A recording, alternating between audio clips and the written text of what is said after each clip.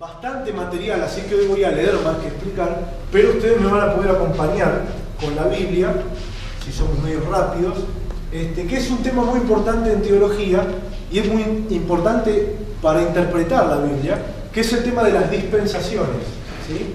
En teología ustedes lo tienen en el módulo, en la página 7, ahí vemos las dispensaciones, o también conocidas como los pactos de Dios con el hombre, ¿sí? Recordemos que siempre es Dios el que pacta con el hombre en la Biblia, nunca es el hombre el que toma la iniciativa a la hora de pactar, por el simple hecho de que el pacto es un acuerdo entre dos personas al mismo nivel, y obviamente Dios no está al mismo nivel nuestro.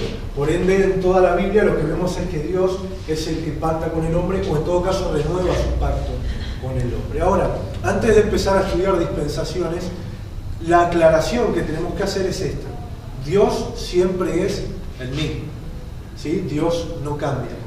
Cuando estudiamos dispensaciones, muchas personas nos pueden llegar a tildar de que estamos hablando de que Dios cambió, porque Dios hacía de una forma antes y hoy hace otra distinta, etcétera, etcétera. De hecho, hace poco me sorprendí porque en Historia de la Iglesia, como bien saben, estudiamos cosas que acontecieron hace muchos siglos atrás. Y una de las cosas que estudiamos, no sé si recuerdan, era la herejía de Marción. ¿Se acuerdan quién era Marción? Este que apareció en los primeros siglos de la Iglesia diciendo que para él había dos dioses. Esto se llamó la dualidad de Marción, ¿no?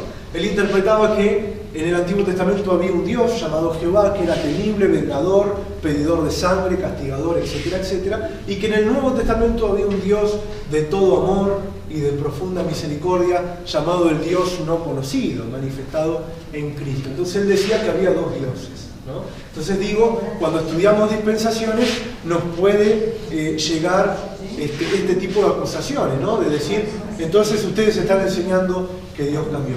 Y lo que realmente hacemos cuando estudiamos dispensaciones es aprender que la misericordia de Dios es tan grande que cuando el hombre cae, Dios se vuelve a acercar y vuelve a pactar y vuelve a proponer toda su voluntad y vuelve a proponer su plan para que el hombre consiga seguir acercándose a Dios. Entonces, esto tiene que quedar muy claro. Dios no es el que cambia, sino que los humanos cambiamos, los humanos erramos, los humanos somos los que nos confundimos, y Dios en todo caso se acerca hacia nosotros. Por eso Isaías dice que es eterno. A ver, bien, el dispensacionalismo, voy a leer lo que tengo aquí escrito, es un método de interpretación de la historia que divide la obra y los propósitos de Dios hacia la humanidad en diferentes periodos de tiempo. ¿Alguno de aquí alguna vez había escuchado la palabra dispensación? ¿O habían escuchado de qué se trata? ¿O más o menos tienen una idea de qué es lo que vamos a hablar? Por ahí ahora cuando comencemos a explicarlo, usted dirá, claro, ahora entiendo qué es dispensación, ¿no? No se pongan nerviosos en la música de los expedientes X, pero no vamos a hablar ninguna cosa extraña. No pasa nada, ¿no? Bien. La primera dispensación, quiero decirles que para algunos hay 8, 9 dispensaciones. Nosotros marcamos hoy, yo marqué hoy 7 principales que podemos encontrar en la Biblia. Usted en el módulo tiene unas 4 y 5 son 9. ¿Sí? Hay 9 dispensaciones marcadas ahí en el módulo. Yo voy a hablar de 7 hoy, que son las centrales.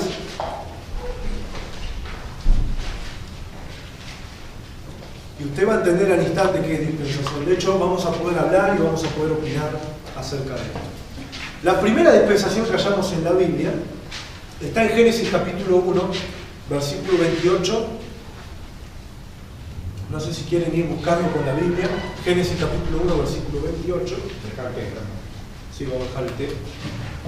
Yo voy tomando té, mate, café, lo que venga. Menos alcohol. Ayer hablamos de eso del alcohol. Génesis capítulo 1, verso 28. Y también vamos a ver algunos detalles en Génesis 2, del 15 al 17. Acuérdense que ya en el módulo ustedes tienen marcado algunos versículos, está todo el material ahí, ¿no? Esta dispensación se llama la dispensación de la inocencia, el pacto edénico. ¿Por qué tiene este título? Porque es el trato o el pacto de Dios para con Adán y Eva y los hombres que habitaron el Edén. ¿Sí? Esta dispensación va a cubrir el periodo de tiempo de la inocencia que tiene que ver con lo anterior a la caída, a la desobediencia del hombre, ¿no? Ahora, ¿usted cree que hoy vivimos en el tiempo edénico? Yo creo que sí. Así vamos entendiendo más o menos de qué estamos hablando. Por ejemplo, si viviéramos en el tiempo edénico, hoy estaríamos desnudos y no lo veríamos nada mal. Yo digo para desobediencia. Ah, por la desobediencia. Claro, siempre hay tildes, hay cosas que heredamos, obviamente, ¿no? Pero el pacto edénico, siempre cuando vemos dispensaciones tenemos que tratar de dejar a un lado nuestra concepción, nuestro tipo de pensamiento hoy, porque obviamente estamos hablando de miles de años atrás, estamos hablando de otra postura, de otra situación espiritual del ser humano, ¿no? Por ejemplo, algunos puntos que tienen que ver en este pacto o en este periodo edénico son poblar la tierra con hijos. ¿Sí? Poblar la tierra con hijos. Dios manda a Adán y Eva a multiplicarse, ¿no? Esto está bueno saberlo porque cuando veamos el próximo pacto vamos a ver que una de las consecuencias del pecado de haber desobedecido, por ejemplo, para la mujer, es la multiplicación en los dolores de parto, ¿o no? Y usted sabe bien que para multiplicar algo tiene que existir. ¿Sí? Bueno, mucha gente dice, no, Adán y Eva tuvieron 2 hijos, Caín y Abel. No, la Biblia remarca la historia de Caín y Abel, pero tuvieron muchísimos más hijos y muchísimas más hijas. Eso está bueno saberlo, porque si no la humanidad no podría haber continuado con 2 varones, ¿sí? Otra cosa, sojuzgar la tierra, ¿sí? Dios le da autoridad a Adán y Eva, que hoy quizás no la tenemos nosotros, para sojuzgar la tierra, para sojuzgar la creación. ¿Sí? Esto va a ir cambiando de a poco. De hecho, hoy, por ejemplo, nosotros podemos dominar un perrito, alguna mascota, pero no toda la naturaleza en sí, ¿no? No estoy hablando de algo espiritual, sino de algo que pasaba humanamente, físicamente. De hecho, ellos fueron los que pusieron nombre a los animales, ¿no? Cuidar del jardín. ¿Sí? En este pacto, en la dispensación de la inocencia, el hombre estaba para cuidar el jardín. Ya en el próximo pacto, ¿qué pasó con el jardín?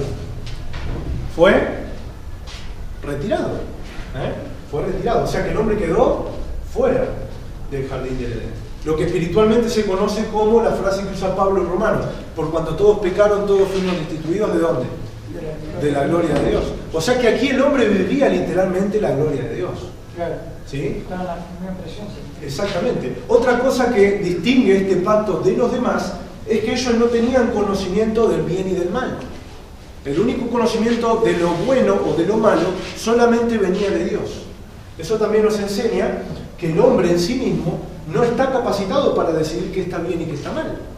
Yo la otra vez di un ejemplo medio fuerte, pero hoy lo podemos ver en la sociedad, y es que para muchos hombres asesinar, robar, mentir, etcétera, etcétera, no está mal.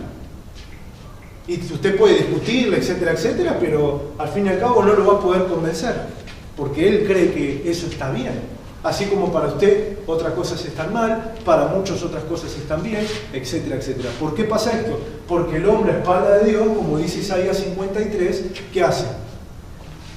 Se va por su propio camino, toma su propia voluntad, hace su vida, ¿verdad? El hombre fue condenado a ser su propio Dios. Ese fue el pecado original, lo que surgió de la caída de este pacto, de esta inocencia que tenía el hombre, fue la tentación de ser igual a Dios, comer del fruto del conocimiento del bien y mal para ser igual que Dios, ¿verdad? Entonces el hombre no está capacitado en sí mismo para conocer lo que está bien y lo que está mal.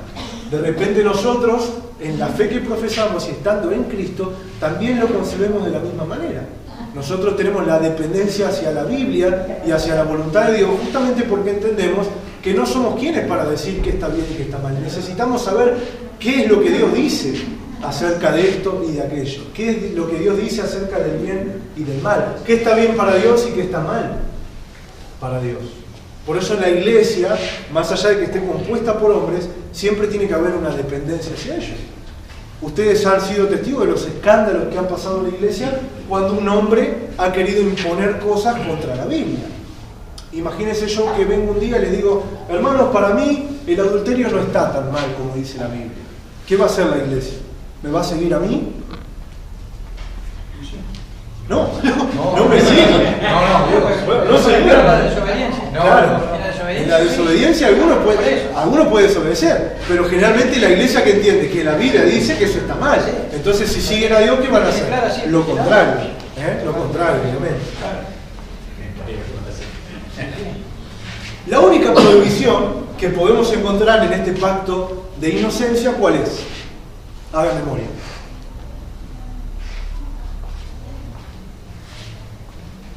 Nadie se acuerda. ¿Qué es lo que Dios les prohibió a Adán y Eva? ¿Dónde? Exactamente, el fruto prohibido, ¿no? O sea que el hombre tenía acceso a todo lo que tenía que ver con la naturaleza, no le faltaba nada, tampoco tenía necesidades como las tenemos hoy, ¿verdad? Adentro del jardín del Edén, solamente tenía una prohibición, podían comer de todos los árboles, pero solamente de un árbol no podían comer, ¿sí? Otras cosas que encontramos están en el módulo. Génesis 1, 29 y 30, el hombre y la bestia, el hombre y los animales, son vegetarianos. Así que si hoy viviríamos en el Edén, no estaríamos comiendo asado, por ejemplo, ¿no? Es más, hay una teoría, yo he escuchado alguna persona que ha hablado con los veganos, no sé si usted escuchó alguna vez quiénes son o qué es lo que enseñan los veganos, pero ellos dicen algo así como que el hombre no tiene físicamente el aspecto de alguien que pueda comer carne, ¿verdad? No tiene garras, no tiene los dientes preparados, etcétera, etcétera. Ellos lo usan para avalar su ideología, ¿no? Que justamente la Biblia no tiene nada que ver con la ideología que tienen, pero nosotros la respetamos. Ahora, lo que sí está bueno destacar es que es verdad que el hombre en su origen era vegetariano, ¿sí? Otra cosa que podemos destacar está en Génesis capítulo 2, verso 3, que es un día de reposo santificado, ¿sí? Ahí ya vemos cómo Dios separa un día para que el hombre descanse y esté en comunión con Dios. Esto después va a ir tomando otra forma cuando entramos en el tiempo de la ley y surge lo que conocemos como el Sabbat, el día de reposo. Pregunta, ¿en la dispensación que estamos hoy, el día de reposo es válido? ¿Existe? No, hoy no. Hoy no. ¿Por qué? ¿En qué dispensación estamos? En la gracia. En la gracia. Ven, ahí vamos entendiendo algunos cambios. Claro, por eso se cambió el sábado al domingo, ¿no? Claro, ¿ven? Ahí está. ¿Por qué se reunían el domingo los discípulos? Claro. Para festejar. ¿Qué había acontecido el domingo? Exactamente, la resurrección. Pero acuérdense que el séptimo día sigue siendo el sábado, porque se cuenta del domingo como el primer día. Claro, sí, semana. Yo he escuchado a algún hermano que dice, no, nos reunimos el domingo porque es el séptimo día, es el día para Dios. No, el sábado es el séptimo día. El domingo nos reunimos. El domingo es el primer día. Exactamente. Pero igual no dice la Biblia, literalmente, se tiene que reunir tal día. Entonces, nos podemos reunir cualquier día, ponemos un horario y nos congregamos, ¿verdad? Y alabamos a nuestro Dios. Se tiene la costumbre dentro de la iglesia de hacer las reuniones el domingo, ¿sí? Capítulo ¿Se sabe 2, por qué no el cambio este? El cambio este, ¿se sabe el por qué no? Sí, los discípulos se comienzan a reunir el domingo, como dijo Daniel, por el día de resurrección. No, pero aquí digo, teóricamente. ¿Cómo? Claro, que se cambió, por ejemplo. En vez de empezar la semana el lunes... Eso por el Siempre fue así. Claro, claro, es un tema de calendario. Sí. Sí. Perdón, hermano, pero hay, por ejemplo, todos sabemos, hay hermanos que son sabatistas, ¿cierto? Sí. ¿Siguen bajo ese régimen, cierto? Claro, no, ellos argumentan que el Sabbat está a disponibilidad de la iglesia, pero como si fuera el Sabbat de la ley de Moisés. Cosa que nosotros como protestantes no la creemos porque nosotros vimos en la gracia, la doctrina de la gracia, claro, en donde se avala que la ley de Moisés ya no nos rige, ¿no? Por ejemplo, nosotros entendemos que el que guarda un punto de la ley tiene que guardarlo todo. Sí. Por ende, si yo guardo el Sabbat, también me tengo que circuncidar. Y ahí empieza la lista, ¿no? O sea que el día sábado debería ser como una tradición para ellos. Es un tema doctrinal, ¿eh? Es un doctrinal. Claro, porque, a ver, acá hay hermanos que se pueden reunir el sábado por costumbre, no hay ningún problema. Pero para ellos es un tema de obediencia, es más fuerte todavía. Claro. Es más, ellos no pueden concebir que esté bien, que quizás nosotros no pongamos. Aparte no trabajan tampoco.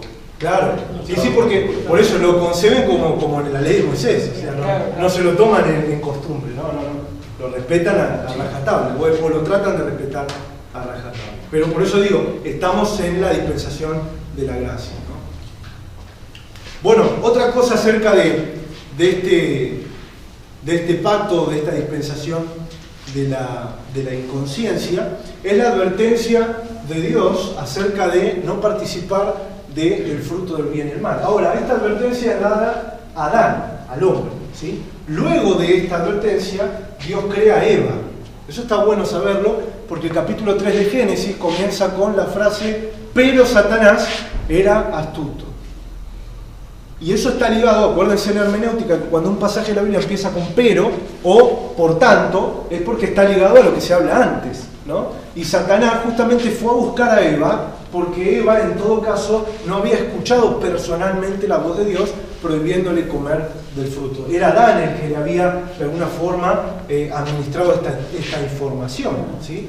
Después también cabe destacar, para defensa de la mujer, que el hombre no se opuso y participó también, ¿no? ¿Por qué sinvergüenza comió? ¿Cómo? Por obediencia a la mujer. ¿Por qué sinvergüenza comió? No sé por qué comió, pero el tema es que no se opuso, eso no importa. Si no como, me va a retar. Ahora bien, esta dispensación duró muy poco tiempo, no sabemos la cantidad de tiempo, obviamente, no lo dice la Biblia, pero ya rápidamente a partir del capítulo 3 de Génesis, ya entramos en otra dispensación. La dispensación y el tiempo que se conoce como el pacto con la naturaleza caída o la dispensación de la conciencia, ¿sí? Esto está bueno saberlo porque Dios, cuando ve que toda la humanidad en Adán peca, ¿sí? Eso quiere decir que no había vuelta atrás, que después de Adán todo ser humano iba a tener la naturaleza esta caída, ¿no? Donde nace sin la naturalidad de buscar a Dios y sin la necesidad de buscar a Dios. El humano nace sin un Dios y obviamente eso hace que se proporcione a sí mismo como su propio Dios, tomando las decisiones que les corresponden tomar a Dios, ¿verdad? Sabiendo esto, Dios no destruye al ser humano, sino que vuelve a acercarse al hombre. Y obviamente el hombre y la mujer tuvieron sus consecuencias, ¿verdad? Por ejemplo, este pacto va desde el capítulo 3 de Génesis al capítulo 7, ¿sí? Se concebe el pacto de la conciencia desde el pecado en Génesis 3 a el diluvio, ya en tiempos de Noé. Más o menos va a durar esto, la segunda dispensación, ¿sí? Se calcula unos 1600 años que dura esta dispensación, que comienza con la caída del hombre hasta Génesis 8, que ocurre lo que conocemos como el diluvio universal, ¿sí? Hay algunos aspectos en cuanto al castigo que sufre el hombre a causa del pecado, y también lo sufre la serpiente, ¿no? Una maldición sobre la serpiente, ¿sí? No sabemos cómo era la serpiente antes de esta maldición, pero a partir de aquel día sabemos todos que la serpiente se arrastra, ¿verdad? Obviamente que acá hay algo que hay que analizar en profundidad, ¿no? Sabemos que en la Biblia, cuando se hace referencia a la serpiente antigua o al Leviatán, se está hablando de quién? De Satanás, ¿sí? No literalmente de la víbora como animal, ¿sí? Eso está bueno también saberlo. Hubo un cambio también en la maternidad, como dije recién, la mujer comenzó a sufrir más el tema del parto. También hubo un cambio en cuanto a la mujer para con el hombre, ¿sí? La mujer prácticamente como castigo de parte de Dios queda como una especie de sujeción obligatoria o un sometimiento hacia el hombre. También hay un castigo para el hombre, el castigo de comenzar a trabajar, ¿no? Ya no tenía todo de arriba como en el huerto del Edén, sino que ahora tenía que ganar su pan con el sudor de su rostro. ¿Se acuerdan de esos pasajes, no? Entonces este tipo de consecuencias, ¿verdad? Los hombres lo tuvieron porque, como siempre decimos, Dios no cambia y Dios es justo. Y como es justo, Dios castiga, y como es justo, su justicia tiene que ser, ¿verdad?, satisfecha. Él tiene que estar satisfecho dentro de su justicia. También surge en la caída de la conciencia algo que proféticamente simboliza y podemos ver cómo lo que va a ser el sacrificio de Cristo, ¿sí? Que es esta frase que conocemos como que la simiente de la mujer va a estar en contra de la simiente de la serpiente, hablando de Satanás, ¿no? Y que esta víbora le herirá el pie, el calcanear, y que esta simiente que va a venir de una mujer, que sabemos que habla de Cristo, le pisará ¿qué? ¿Se acuerdan? La cabeza. Muy bien. Es la primera promesa bíblica que tiene que ver con la redención, ¿no? Un pasaje muy conocido dentro de este pacto, de esta dispensación, es la historia de Caín y Abel, ¿la recuerdan, no? Bueno, ahí ya empezamos a ver un poco el fruto de lo que fue esta caída. Recordemos que en este momento no está la ley de Dios, ¿sí? Por ende la maldad se iba a duplicar y a multiplicar. Es por eso que más tarde viene el diluvio universal, ¿sí? En Génesis capítulo 9, esto sí lo vamos a buscar, así vamos a ir participando un poco más. Génesis capítulo 9. Nos vamos a quedar un ratito en Génesis.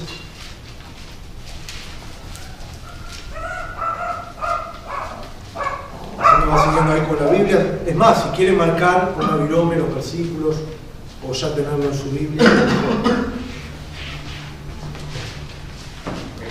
No, por ahora no. Capítulo 9, miren el título ahí nomás. ¿Qué dice? Pacto de Dios con Noé. Pacto de Dios con Noé. Con Noé, ¿no? Aquí comienza otra dispensación, ¿no? El mundo antiguo, ¿verdad? Fue sumergido bajo agua por Dios y Dios decide rescatar a una familia. ¿Se acuerdan de qué familia? Sí, la familia de Noé, exactamente. El mundo se había pervertido a tal punto que Dios no tuvo otra manera que enviar un diluvio, lo que conocemos como el diluvio universal. Y esta dispensación del capítulo 9 de Génesis, nosotros la conocemos como el pacto con Noé, y va a ir, ¿no?, desde Génesis 9 a Éxodo 20, donde allá aparece el pacto de la ley con los 10 mandamientos, ¿sí? Esta dispensación también se conoce como el gobierno humano. Como el gobierno humano. Algo que se destaca mucho en esta dispensación, por ejemplo, es el nacimiento de los lenguajes y de las demás naciones. Si bien después en el resto del Antiguo Testamento Dios se centra en el pueblo de Israel, tenemos que saber que a partir de la Torre de Babel se comienzan a desarrollar las otras culturas y las otras naciones, ¿sí? En el capítulo 9, versículo 1, vamos a ver algunos puntos, a partir del versículo 1, algunos puntos que tienen que ver con lo que Dios le dijo a Noé, ¿no?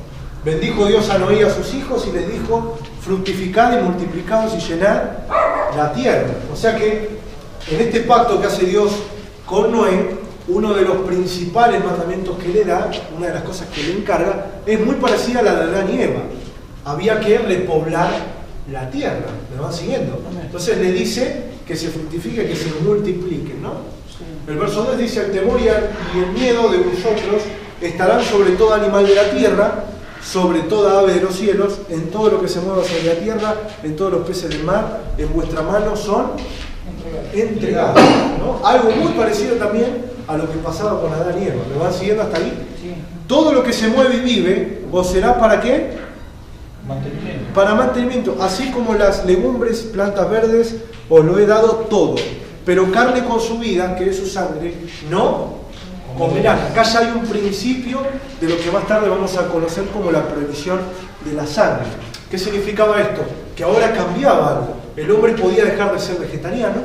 Ahí está el permiso de Dios para que los hombres usen de cualquier animal para su sustento, incluido también todavía las verduras, pero en el caso de usar un animal no la podían comer con sangre.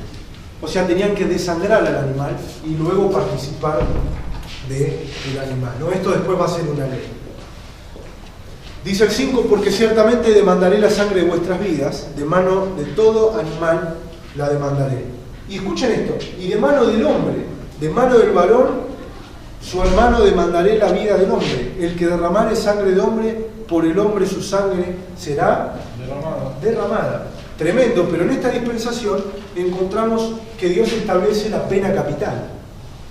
O sea, fíjense qué serio es esto, ¿no? Comienza lo que se conoce como pena de muerte hoy en día, que en algunos países se practica, pero en este caso Dios dice que cualquier hombre que mate a otro tiene que pagar, tiene que morir, ¿no? Tremendo. ¿Qué más dice ahí? A ver. Verso 7. Mas ustedes fructifíquense, multiplíquense, ¿no? Procuren abundantemente en la tierra y multiplicaos en ella. Y habló Dios a Noé y a sus hijos, diciendo: he aquí que yo establezco mi pacto con ustedes y con vuestra descendencia y con todo ser viviente que está con vosotros, aves, animales, etcétera, etcétera, ¿no? El 11 dice: estableceré mi pacto con vosotros y no examinaré ya más toda carne con aguas. Perdón, ya no exterminaré. Cuando yo me equivoco, corríjame, porque si no yo sigo y no paro, ¿no? Ya no exterminaré más. No exterminaré ya más toda la carne con aguas del diluvio. Amén. ¿Cuál es el símbolo o cuál es el pacto de cómo se cierra, digamos, esta promesa de Dios? El arco iris. El arco iris, exactamente. O sea, acá hay una promesa en esta dispensación de que Dios jamás va a exterminar toda vida con agua, ¿no? Y eso lo sabemos a través del arco iris. Dios ya no maldeciría la tierra nuevamente. Noé y su familia deberían repoblar la tierra. Ellos tendrían dominio sobre el reino animal. Se les permitía comer carne. Es establecida la ley de la pena capital. Nunca habría otro diluvio universal. Y la señal de la promesa de Dios sería el arco iris. Así comienza esta dispensación del gobierno humano, ¿sí? Ahora, pasó algo muy parecido a Noé y a su familia, que es lo que vemos que pasa en Hechos capítulo 8 con la iglesia, ¿sí? Dios, recuerdan que en el capítulo 1, verso 8 Dios había dicho a sus discípulos que vayan a otros lugares, ¿no? Samaria, Judea, hasta lo último de la tierra. ¿Para qué? Para ser testigos del Evangelio, compartir la palabra de Dios. ¿Y ellos qué hicieron? Se establecieron en Jerusalén. ¿Recuerdan la historia? Bueno, aquí parece que se repite la historia, además con la iglesia se repite esto, y Noé y su familia, en vez de repoblar la tierra, en vez de comenzar a esparcirse, etcétera, etcétera, se establecen, ¿verdad? Entonces fracasan y no cumplen su responsabilidad en esta dispensación. Tal es así que se establecen, y nosotros vemos en Génesis capítulo 11, si me siguen ahí, lo que sucedió con los descendientes de Noé. Verso 2 dice: y aconteció que cuando salieron de oriente hallaron una llanura en la tierra de Sinar y se establecieron allí. O sea, la tarea de ellos era esparcirse, pero ellos ¿qué querían? Comodidad, querían establecerse, etcétera, etcétera, ¿no? Esto es un principio muy importante que se va a repetir. Por ejemplo, todos sabemos acá que la etapa del desierto, que dura 40 años, la podrían haber recorrido muchísimo más rápido, en mucho menor tiempo, ¿no? Pero esto de establecerse, de acomodarse, etcétera, etcétera, lleva al hombre a no obedecer del todo a Dios, ¿no? Como que la comodidad, ¿viste? A veces nos afecta a todos, tenemos que luchar contra la comodidad. Dice: y se dijeron unos a otros: vamos, hagamos ladrillo y cosámoslo con fuego, ¿no? Y les sirvió el ladrillo en lugar de piedra y el asfalto en lugar de mezcla. Y dijeron: vamos, edifiquémonos una ciudad y una torre cuya cúspide llega al cielo, y hagámonos un nombre, por si fuéramos esparcidos sobre la faz de la tierra. O sea, acá aparece el ego humano, el orgullo, esto de hagamos una torre. Nunca hay ahí, viste, una petición, una pregunta hacia Dios. Nunca buscaron la voluntad de Dios, nunca se pusieron a pensar si Dios quería que hagan una torre. Fue algo que salió de su propio corazón, del propio ego, de hacer una torre, de poner un nombre, ¿verdad? Y el propósito de esta torre, usted se va a reír, pero vuelvo a repetir, miremoslo, tratemos de ponernos en el lugar de ellos, ¿no? El propósito de esta torre era, de alguna forma, llegar al cielo, ¿no? Y uno dice, bueno, una tontería, ¿no? Bueno, hoy es una tontería, en aquel tiempo por ahí pensaron que por ahí podían llegar al cielo, ¿no? Entonces, esta idea de establecerse, hacerse una torre, un nombre propio, etcétera, etcétera, nos demuestra que el hombre en sí quería hacer su propia voluntad, no quería buscar a Dios, no quería hacer la voluntad de Dios. Y comenzaron a desobedecer, ¿sí? Y esta desobediencia, estos pecados los vamos a seguir viendo hasta Éxodo capítulo 20, que es cuando nace la otra dispensación, ¿sí? Bueno, Dios puso fin a la construcción, obviamente, creando diferentes lenguajes y forzando su voluntad de repoblar la tierra. Al fin y al cabo, se hace la voluntad de Dios, ¿sí? Quiera el hombre o no, la voluntad de Dios se tiene que hacer. Y así como el Evangelio se esparció a causa de una persecución, así la tierra se repobló. ¿Sí? Cuando Dios los confundió, les dio idiomas distintos y se tuvieron que dividir. ¿Sí?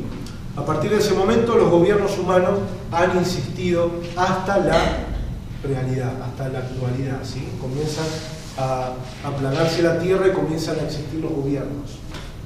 La cuarta dispensación, usted la tiene también en el módulo, es una más conocida que empieza en Génesis 15, la vamos a buscar, ahí nomás.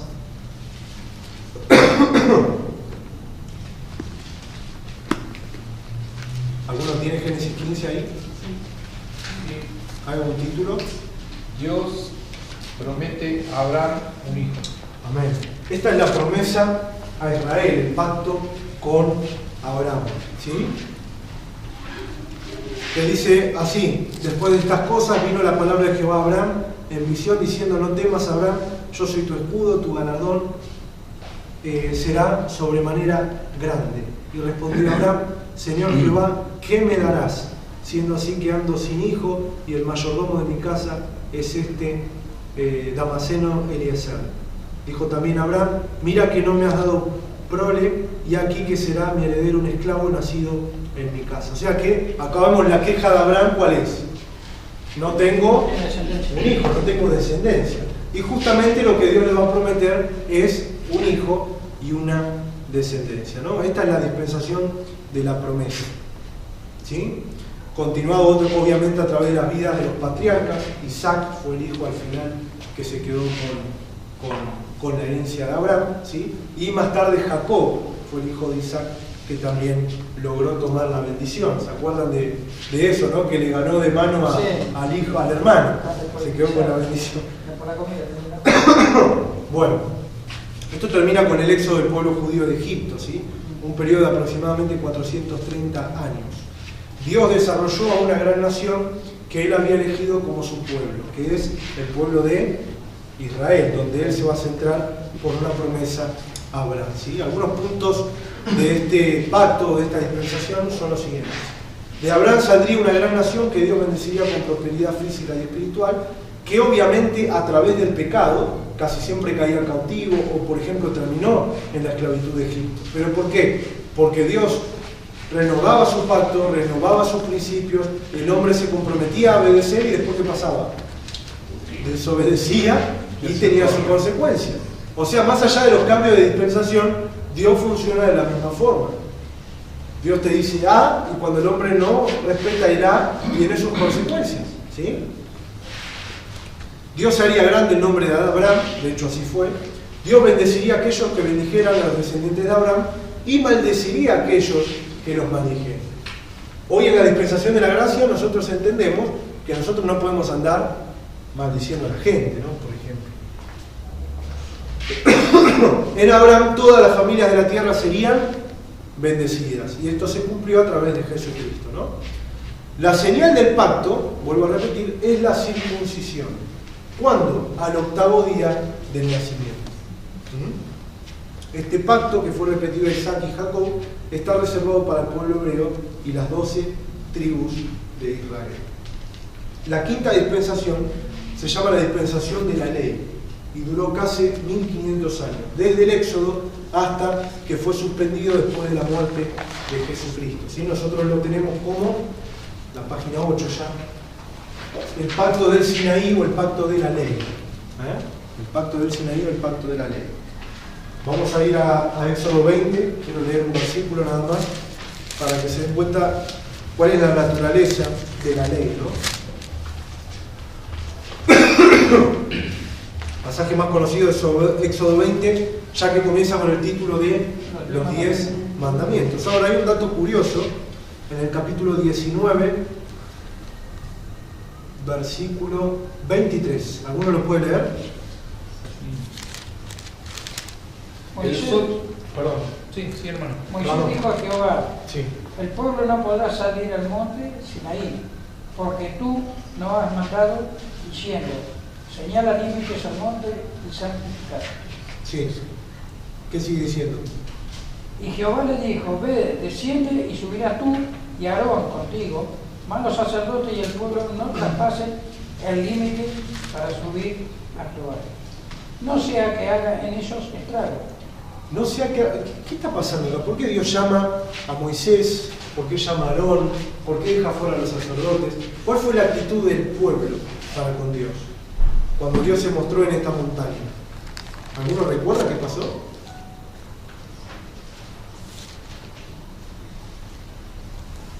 ¿Nadie se acuerda?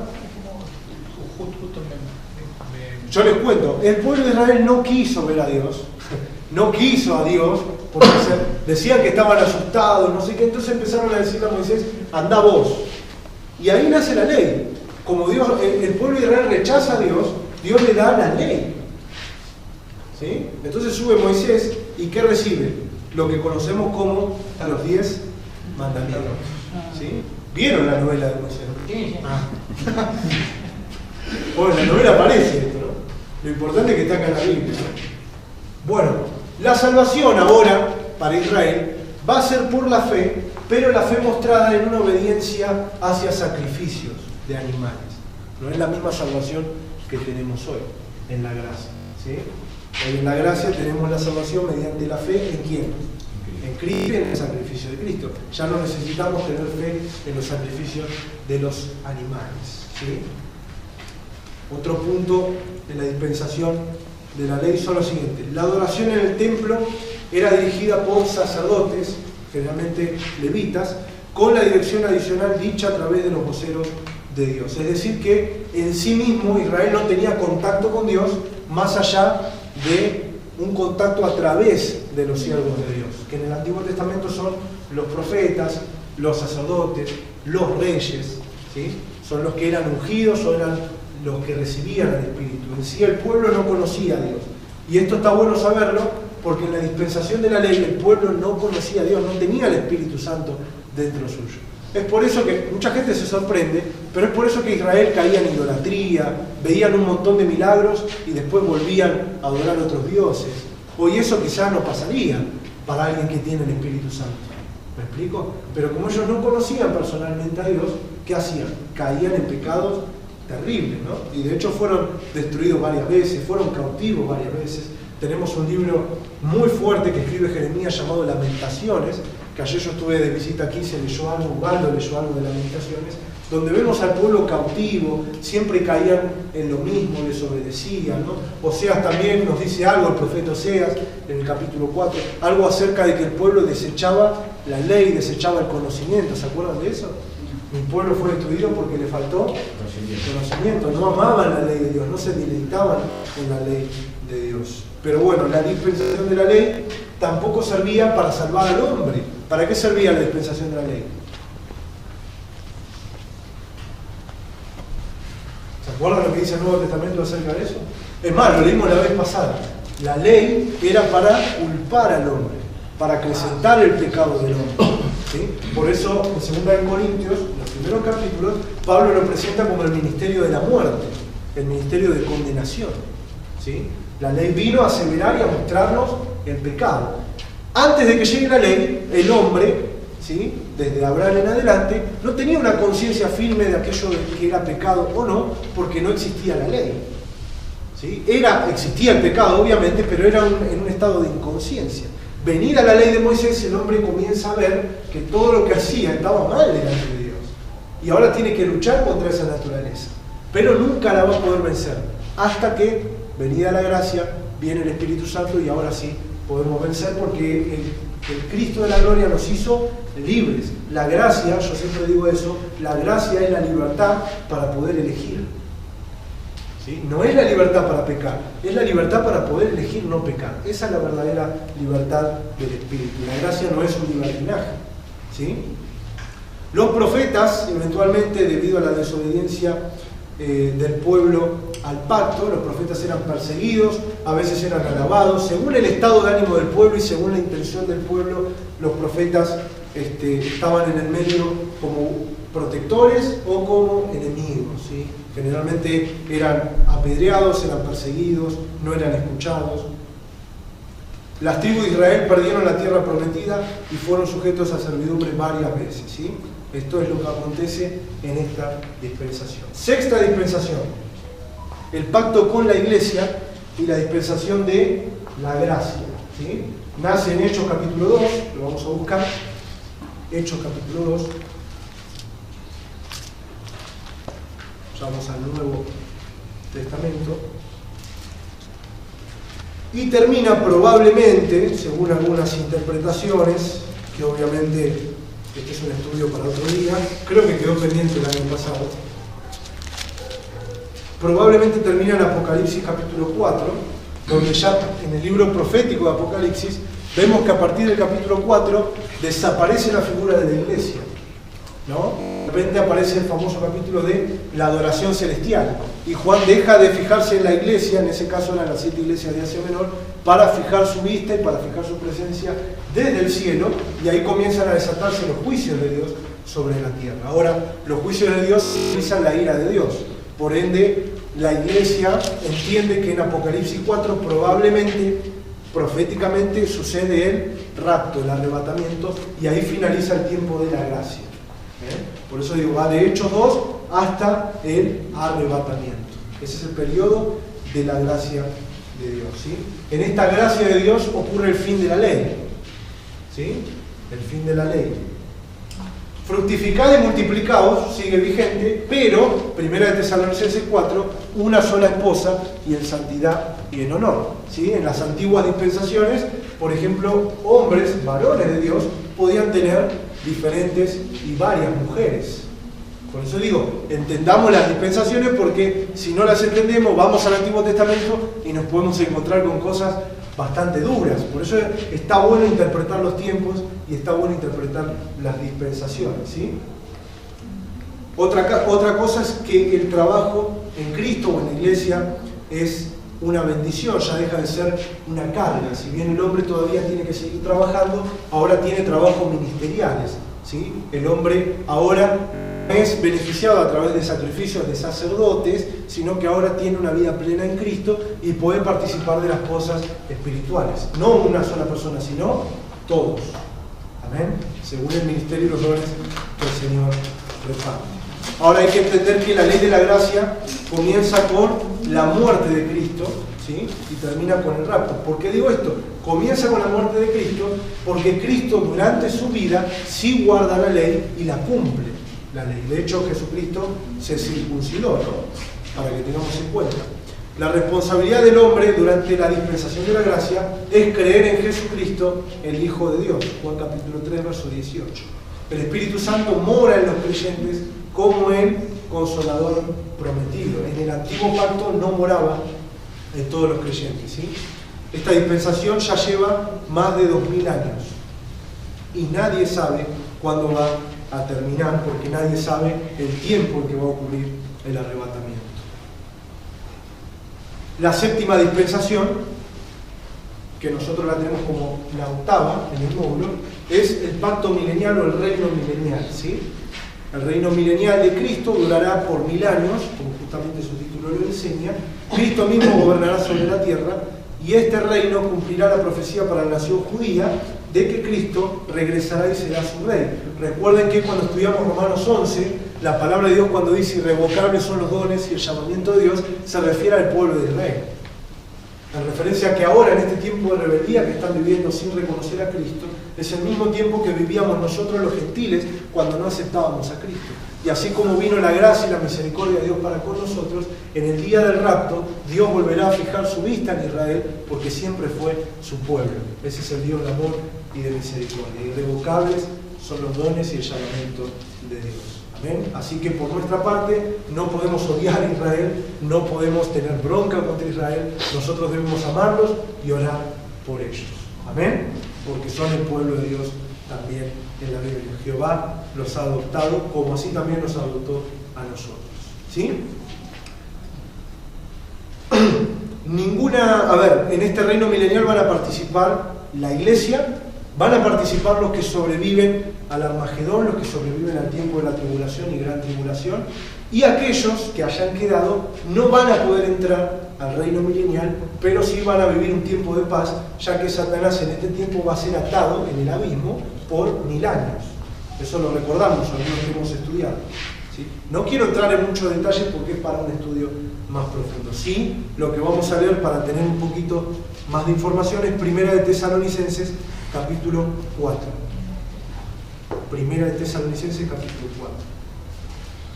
Dicho sea de paso, está bueno estudiar estas cosas porque tanto Jesús como los apóstoles las explicaban. Por ejemplo, en Mateo 24, cuando Jesús habla de las señales antes del fin, no les dice a los discípulos, no, tienen que estudiar 8 años de teología para escuchar esto.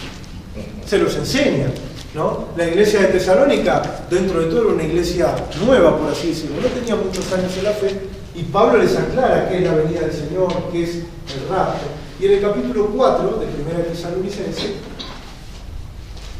versículo 16 en adelante, dice, ¿lo tienen todos? Porque el Señor mismo, con voz de mando, con voz de arcángel y con trompeta de Dios, descenderá del cielo, y los muertos en Cristo resucitarán primero. Luego nosotros, los que vivimos, los que hayamos quedado, fíjense que Pablo habla en primera persona, porque nadie en el Nuevo Testamento sabía y conocía los tiempos, ¿no? Por eso Pablo dice los que hayan quedado, los que hayamos quedado. Quizá Pablo también esperaba el rapto, ¿o no? Bueno, como vuelvo a decir, han pasado 2000 años, ¿no? Tenemos que seguir esperando. Seremos arrebatados juntamente con ellos en las nubes para recibir al Señor, ¿en dónde? En el aire. Es decir, en este rapto o en este arrebatamiento de la iglesia, el Señor no toca la tierra, ¿sí? Y nosotros somos raptados y nos encontramos con Él en el cielo, juntamente con los que murieron y fueron resucitados. ¿Qué quiere decir esto? Que esta venida de Cristo no es la segunda venida en sí. Muchos confunden el rapto de la iglesia con la segunda venida de Cristo. En la segunda venida de Cristo, Cristo ya viene a juzgar a la tierra y a sus enemigos para salvar literalmente al pueblo de Israel. De hecho, está escrito que pisa la tierra, ¿sí? Ya viene con sus ejércitos, ¿no? Entonces, este es el rapto de la iglesia. No sabemos cuándo va a ocurrir, ¿eh? De hecho, hay más detalles. Alguno tiene Primera de Tesalonicenses 4, yo ya cerré la Biblia. Sí, 4. ¿Podemos seguir leyendo a partir del versículo que leí? Vos leíste el 16, ¿no? Creo que sí. 4 del 16 en adelante. 16 decía, dice, porque el Señor mismo con voz de mando, con voz de arcángel, sí, y con trompeta de Dios, descenderá del cielo. Y los muertos en Cristo resucitarán primero. Luego nosotros, los que vivimos, los que hayamos quedado, seremos arrebatados juntamente con ellos en la nube para recibir al Señor en el aire. Bien. Y así estaremos siempre con el Señor. Por tanto, alentados los unos a los otros con estas palabras. Amén. Seguí leyendo un poco más. Pero acerca de los tiempos, de las ocasiones, no tenéis necesidad, hermanos, de que yo os escriba, porque vosotros sabéis perfectamente que el día del Señor vendrá así como ladrón en la noche, que cuando digan paz y seguridad, entonces vendrá sobre ellos destrucción repentina, como los dolores a la mujer encinta, y no escaparán. Mas vosotros, hermanos, no estáis en tinieblas para que aquel día os sorprenda como ladrón, porque todos vosotros sois hijos de luz e hijos del día. Hasta ahí. Esto fue clave para mí entenderlo y comprenderlo, porque cuando lo leí entendí algo grandioso. ¿Dice la Biblia que este día vendrá como ladrón en la noche? ¿Lo dice ahí o no? Sí. De los tiempos Pablo no nos puede hablar mucho porque va a ser un día sorpresivo. Ahora, hay algo que tenemos que equilibrar como iglesia, porque si no es como que vivimos en un susto continuo, ¿no? ¿Vieron cuando te dicen tenés que arreglar tu vida porque si el Señor viene mañana, etcétera, etcétera? Y vos decís, ¿cómo es esto del ladrón en la noche? Bueno, en realidad lo que Pablo también ahí habla, y equilibra un poco, es que nosotros somos hijos de luz. Ese día a nosotros no nos va a sorprender, en el sentido de que vamos a estar en una situación riesgosa, ¿verdad? Entonces tenemos que entender eso para confiar un poco más en la gracia y para confiar un poco más en Dios, ¿sí? Mientras estemos en arrepentimiento y mientras estemos en la fe, ese día para nosotros no va a venir como un ladrón en la noche, ¿sí? Vamos a estar preparados para partir con el Señor. Digo esto para equilibrar un poquito más, ¿sí? Así que bueno, hermanos, hasta aquí dispensaciones. Es página 7 del módulo y página 8. Recuerden que repasar esto nos sirve para interpretar un poco mejor la Biblia.